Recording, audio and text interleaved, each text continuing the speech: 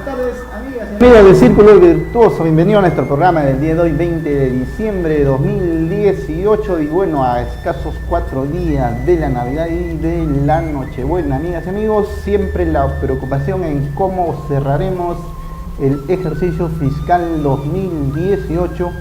Preocupaciones de todas maneras hay, pese a una situación en la que la defensa por parte de los técnicos en la economía de nuestro país sostiene pues que finalmente creceremos aproximadamente al 4%. Lo cierto es que las preocupaciones están en torno de el sacudón político repercute al mundo empresarial. Por cierto que sí, también tenemos las preocupaciones en el ámbito laboral, que de todas maneras en agenda estará para el año 2019.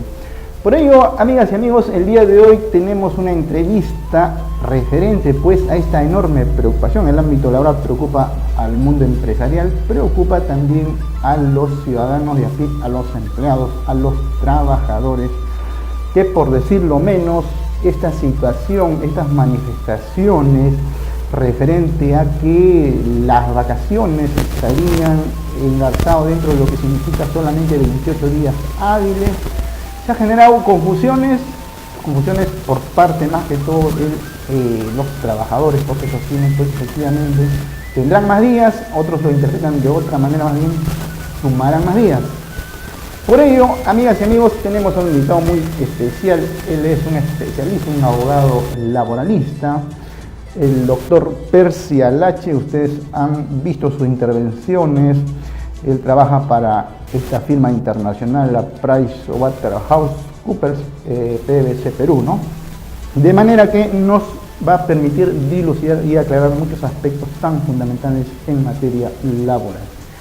Damos la bienvenida en forma inmediata al doctor Percy Alache. Doctor Percy Alache, muy buenas tardes, gracias por estar en Círculo Virtuoso y agradeciéndole, pues, valga la redundancia, para poder aclarar varios aspectos tan relevantes en materia laboral de los últimos días. Correcto, Juan, muchas gracias por la invitación. Sí, efectivamente, entonces vayamos, en todo caso, doctor Alache, ¿cuál es su diagnóstico en razón de esta discusión de los últimos días?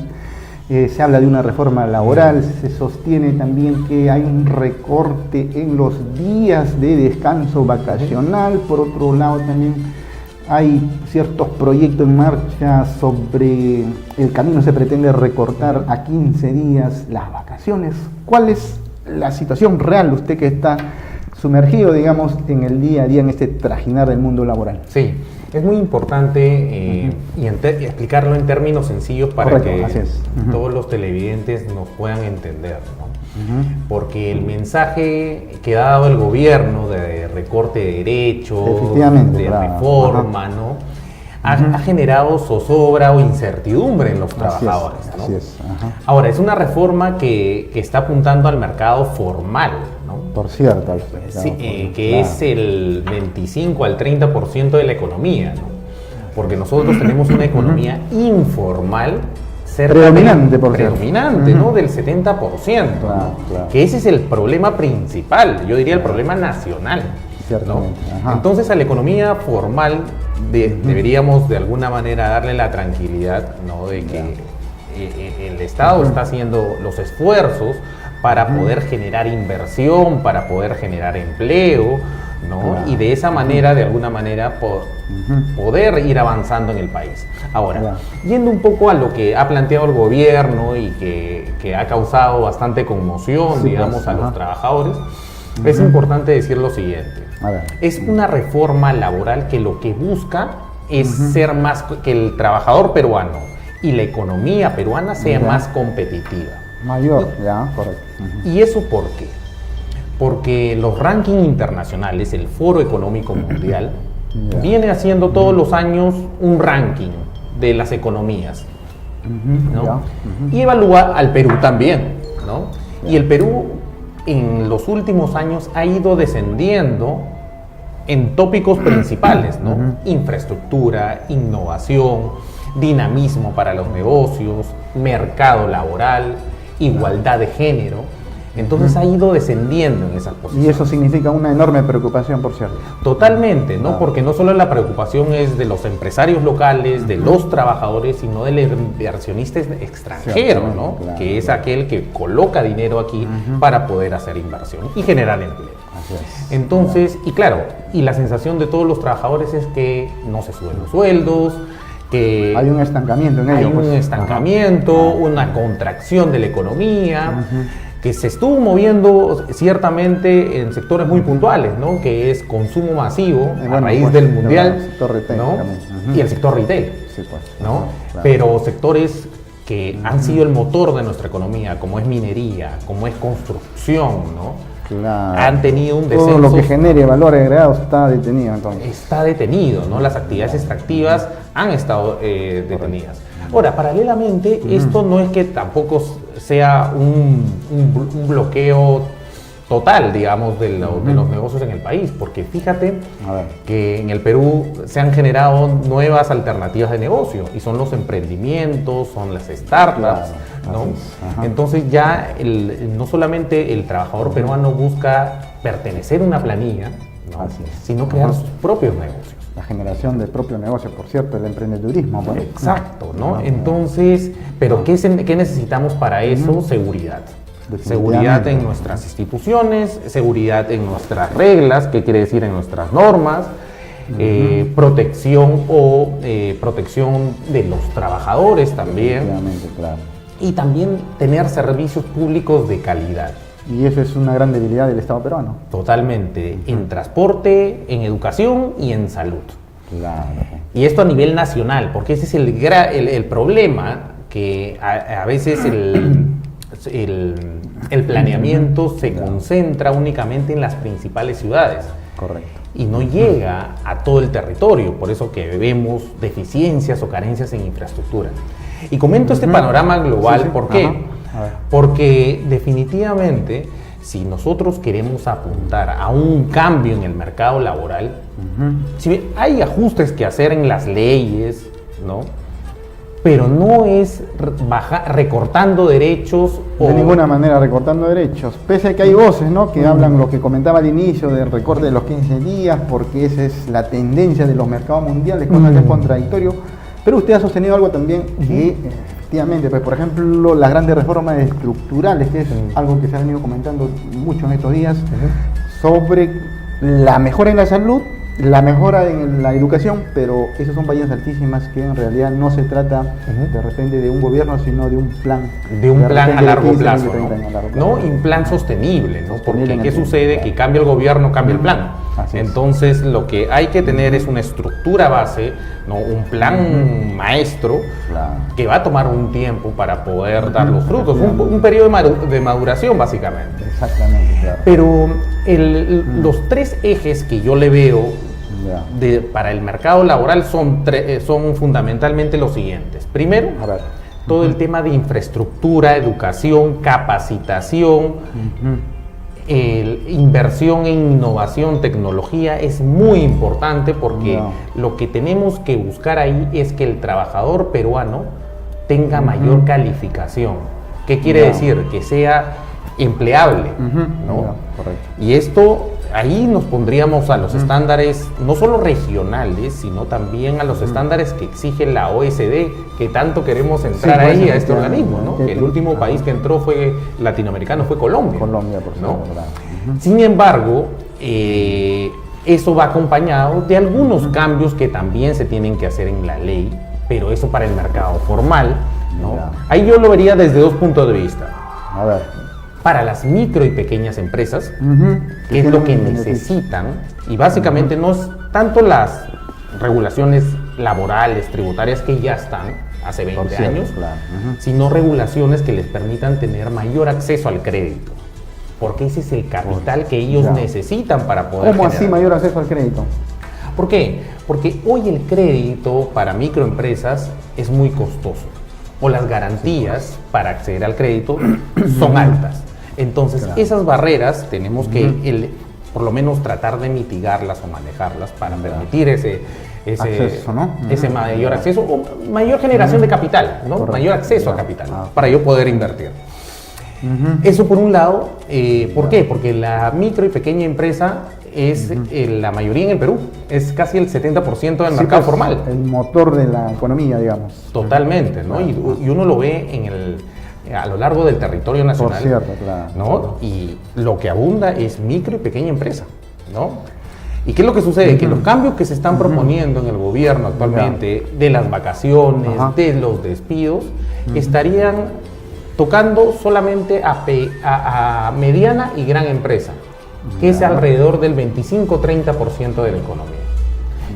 Entonces, vemos cómo los cambios no están yendo al punto central, ¿no? Ahora, por cierto que algunos críticos sostienen que las micro y pequeña empresas, estos que se registran en la portal de REMIPE, efectivamente ya tienen beneficios ganados por la parte de, digamos, MIPE SUNAT, que tienen un gran beneficio tributario, y también MIPE laboral o el REMIPE, donde efectivamente tienen un significativo apoyo por parte del Estado cuando, si es microempresa, pues no hay mayor carga laboral, no hay CTS, no hay gratificaciones.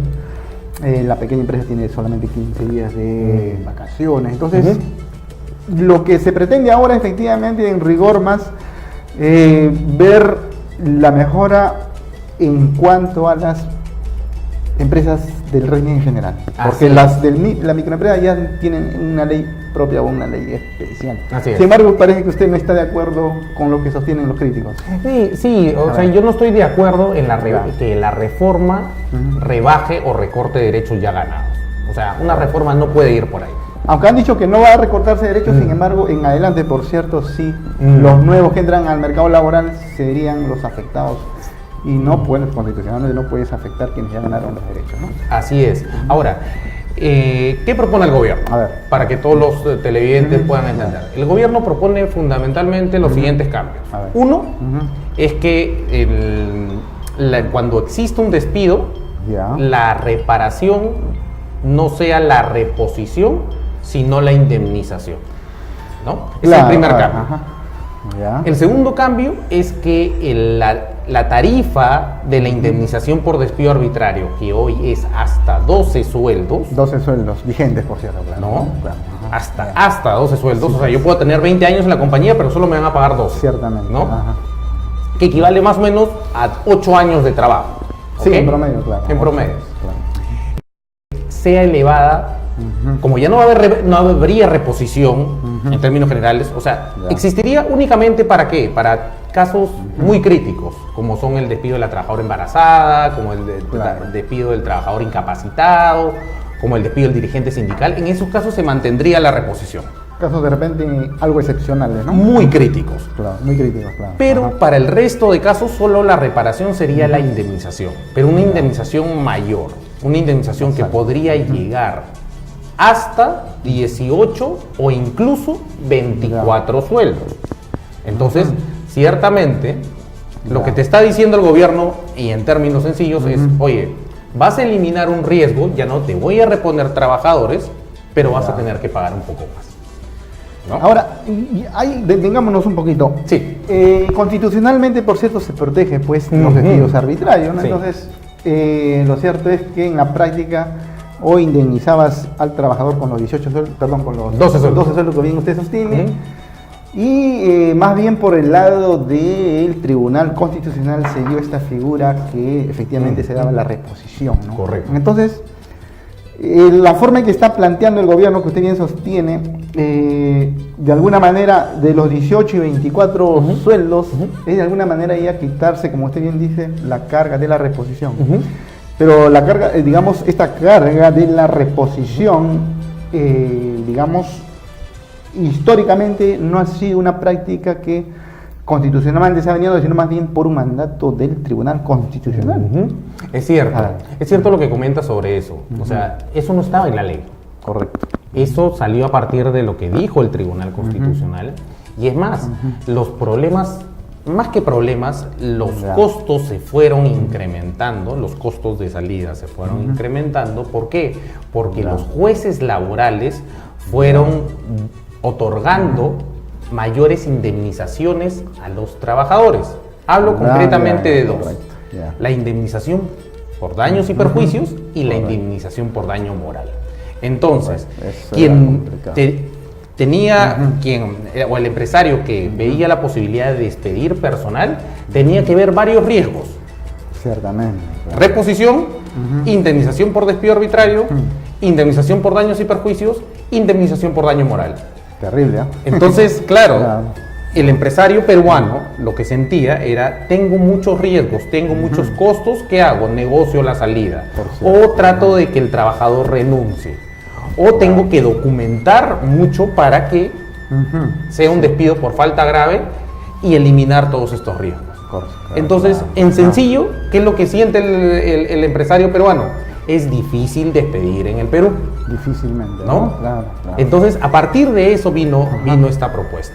Ya, ahora ya viendo un poquito del lado de los trabajadores, porque seguramente nuestros amigos televidentes que nos ven, si se trata pues de trabajadores, dirán, bueno, estos dos abogados que están en el set de televisión, parece que somos abogados proempresarios, ¿no? Entonces, pongamos el zapato un poquito de los amigos televidentes que son trabajadores. Por supuesto. ¿Por qué? Porque efectivamente ellos, cuando han salido los medios periodísticos, esta situación de 22 días de vacaciones, consideran, oye, pero ¿por qué 22 días si yo antes tenía 30 días?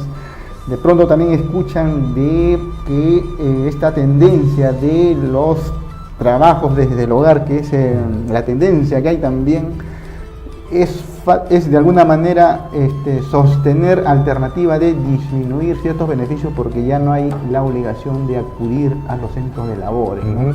Bueno, pero eso parece que más está orientado a las madres, ¿no? A la gestante o quienes de alguna manera tienen algún impedimento de movilizarse, ¿no? Pero al margen de eso, seguramente la tendencia es pues que el trabajo desde los hogares vaya en crecimiento, ¿no? ¿Cómo adviertes eso y qué comentario merecen nuestros amigos televidentes que en realidad desde su posición como trabajadores consideran que hay una especie de avallecimiento o desde el Estado se pretende efectivamente recortar de derechos, pese a que Martín Vizcarra ha salido a enmendar la plana en ese sentido, ¿no?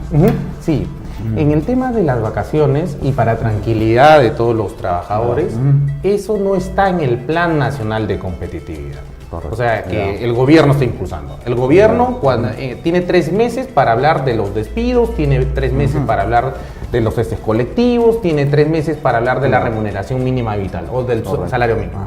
Pero no de las vacaciones. Lo de las vacaciones salió por una declaración del presidente del Consejo de Ministros que dijo: una posibilidad para ser más competitivos es que se reduzcan las vacaciones. ¿Por qué? Porque en la región, en Colombia, en Chile y en México, las vacaciones son de 15 días o son de 6 días, como en el caso de México, y se van ganando días de vacaciones por cada año de servicio. Entonces dijo, es una posibilidad que para ser más competitivos trabajemos más. Correcto. Esa declaración ha generado todo un caos porque se dijo, oye, se van a bajar las vacaciones a 15 días. Luego, otra declaración del mismo presidente del Consejo de Ministros dijo, podría cambiarse a 22 días hábiles, ¿no? Entonces, claro, eso, lógicamente, a la población, a todos, incluyéndonos, nos afecta, ¿no? Porque, claro, son menos días de vacaciones, menos remuneración vacacional, ¿no? Entonces, pero aquí hay que poner las cosas claras. Eso no se va a debatir en el Plan Nacional de Competitividad. ¿Por qué? Porque en septiembre último hubo un cambio para las vacaciones. Un cambio muy importante, dicho sea de paso. A ver, recordemos eso. ¿Por qué? Porque el trabajador que tenía 30 días de vacaciones, según la ley anterior, 30 días calendario, tenía que salir mínimo 7 días. Sí, pues era la barrera que yo creo que tenían todas las compañías. Claro, si salía menos estabas en falta como empleador porque estabas incumpliendo ese descanso, ese goce real, ¿no? Así es. Entonces, claro, siempre había el temor de si salir un día, 2 días, 3 días, como hoy todos los trabajadores hacen, ¿no? Porque los trabajadores es bien difícil que salgan los 30 días seguidos. Sí, hasta ellos mismos lo solicitan por un tema de estudios, etcétera, razones X. Claro. Conectar con algún feriado largo o por algún tema personal o de estudios muy puntual. Quiero pedir un día o 2 días máximo. Esa es la tendencia. Correcto. El gobierno se dio cuenta de eso y dijo, este límite de los mínimo de 7 días hay que eliminarse, porque no va acorde con la tendencia empresarial en el Perú ni en el mundo. Entonces, a partir de eso, se elimina. Y se le da, hoy el trabajador peruano ya puede pedir hasta un día de vacaciones. Sí, pues, ¿no? Se ha flexibilizado, ¿no? Se ha flexibilizado, ¿no? Entonces, muchas empresas lo que hacen es hoy tener sus roles de vacaciones, programar, y los trabajadores ya saben que pueden gozar hasta de un día de vacaciones. La discusión entró ahí con esa norma muy puntual porque se dijo, oye, ¿qué pasa si yo quiero pedir solamente los días laborables? ¿No? O sea, que de lunes a viernes, de lunes a sábado, dependiendo. ¿no? Porque en la práctica lo que se venía haciendo las empresas, es decir, si yo pedí un viernes o pedí un lunes, también se consideraba el sábado y el domingo. Porque nuestra norma habla de 30 días calendarios. Entonces, para poder llegar, considero todos los días, ¿no? Incluyendo los sábados, domingos o feriados. Entonces, es ahí donde el presidente del Consejo de Ministros declara, para no complicarnos, vayamos a los 22 días hábiles. Que dicho sea de paso, los 30 días que tenemos hoy se pueden leer de la siguiente manera, como 22 días hábiles y 8 días calendario, ¿no? 22 más 8. 22 más 8. Que al final da 30. Exacto, entonces el cambio no es que sería radical, sino es un tema básicamente de gestión, pero de gestión para la empresa. Ahora, lo que es importante anotar aquí es que dentro de todo lo que está viendo el gobierno actualmente, eso no está en agenda. ¿Por qué? Porque esta norma que permitió en septiembre tomar hasta un día de vacaciones está pendiente de que sea reglamentada. Y el reglamento estaba previsto para diciembre, ¿no? Esperemos que antes de fin de año salga. Entonces ya la norma de vacaciones estaría completa. No se tocaría y seguirían los 30 días calendarios. Entonces, eso para tranquilidad de los trabajadores, ¿no? Eso no va a cambiar, por lo menos con el Plan Nacional de Competitividad, ¿no? O sea, no está en agenda, simplemente se puso a debate, pero no, esto no va a ser suprimido. Ahora, la tendencia, digamos, en Latinoamérica o en los países, por supuesto, ya más desarrollados, también se surge, por cierto, esta discusión, ¿no? De que, por ejemplo, en el Perú tenemos los 14 días feriados. Seguramente hay países, México, usted nos dirá, en todo caso, las variedades entre cada país son disímiles, ¿no? Perú, bueno, sus 14 días de feriados, y eso le suma los 22 días. Los trabajadores pues tienen durante el año en rigor, digamos, 36 días, o tendrían, luego de que prospere esto de los 22 días, ¿no? Entonces, ¿cómo es posible pues que los empleadores deben cargarse con estos 36 días? Porque pues efectivamente todos estos descansos son pagados, son remunerados, ¿no? ¿Qué reflexión te merece esas críticas también que se están escuchando? Sí, son válidas, porque en buena cuenta nosotros sí tenemos vacaciones y feriados locales que hacen un total aproximado entre 40 y 44 días. Correcto. ¿No? Sí, pues. Donde la persona no trabaja y son pagados. Y aparte tienes licencias, ¿no? Por maternidad, paternidad, adopción, en caso de enfermedad, ¿no? Entonces se van sumando más días. Es cierto que sí, el Perú tiene un estándar alto, ¿no? De días de licencia y de descansos y de permisos. Pero, porque, o sea, países que están igual que nosotros, básicamente son Brasil y Panamá. De ahí el resto, el promedio son 15 días. Bueno, y hay una tendencia importante también de otros países, ¿no? De la Alianza del Pacífico y también de Europa, que lo que hacen es, tú vas generando días de vacaciones dependiendo de la antigüedad en la empresa. O sea, es importante. Interesante ese esquema, ¿no? Porque yo voy ganando días, te van premiando la antigüedad. Yo tengo 5 años, ya tengo 20 días. La experiencia y el compromiso que tienes con la empresa, porque quedarse buen tiempo significa tener camiseta también. Bueno. Exacto, ¿no? Más bien en Perú tenemos un estándar bastante bueno, porque ya el primer año ya gané 30, ¿no? Sí, pues. Ahora, ese es el problema que los gremios empresariales han dicho. Eso dificulta la productividad y la rentabilidad porque la gente descansa mucho. Sí, pues. Pero eso no es tan cierto, porque la productividad, ¿no?, depende mucho de la gestión que cada una de las empresas haga de su negocio. ¿Qué quiere decir? El trabajo con sus gerentes, el trabajo con sus jefes, para que los equipos produzcan dentro de la jornada de trabajo, ¿no? Lo que pasa es que hay deficiencias en eso, en la gestión, ¿no? En donde no se tiene indicadores para medir el rendimiento, por ejemplo. No se capacita al personal para que pueda cumplir sus labores, no se invierte en tecnología, muy probablemente para hacer los procesos mucho más simples. Entonces, claro, a veces hay tareas que te toman 3 y 4 horas, cuando con el uso de la tecnología podría tomarte 10 minutos o 30 quizás, ¿no? O el trabajador no maneja tecnología, ¿no? No maneja, y tecnología básica, ¿no? Los programas de Office, los programas de almacenamiento de datos, ¿no? Entonces eso hace que la jornada se dificulte. Y en tareas productivas, pues a veces los procesos tienen muchos pasos para llegar al producto final.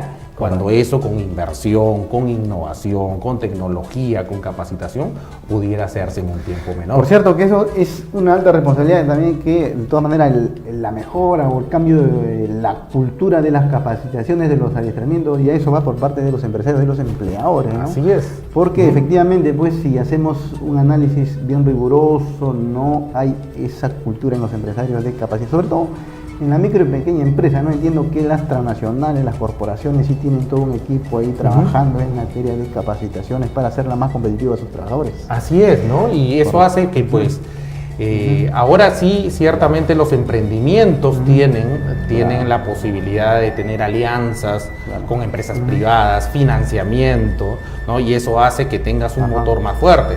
Pero eso se está quedando solo en las ciudades principales del país. Y más bien no se tiene infraestructura para la micro y la pequeña empresa. Entonces es todo un reto muy alto y que sí, efectivamente tiene que ser pronto. Pero, doctor, vamos a una brevísima pausa. Sí, excelente. Y continuamos con el doctor Percy Alache, abogado laboralista.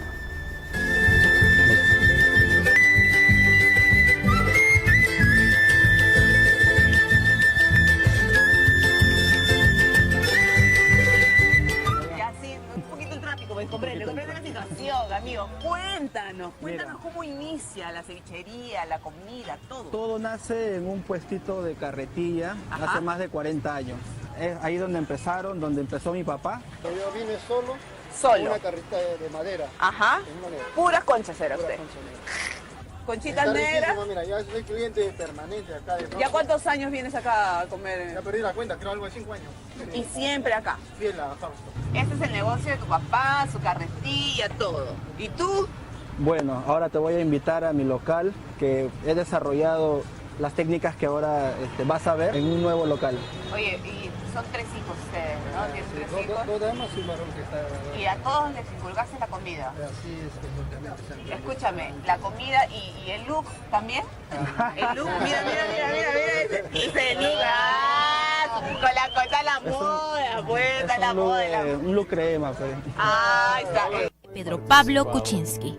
Pienso que lo mejor para el país es que yo renuncie a la presidencia de la República. Este aspecto de la investidura presidencial se ve afectada ya cuando se advierte que en realidad había estos manejos políticos para salvar la situación de la crisis del presidente Pedro Pablo Kuczynski, en una situación en la que realmente estaba en peligro su misma investidura presidencial, ¿no? En raíz de las situaciones que hemos podido advertir referente a las constructoras, y él estaba inmerso en una situación de manejos o conflicto de intereses cuando había sido ministro de Estado, ¿no? Conocidas las irregularidades.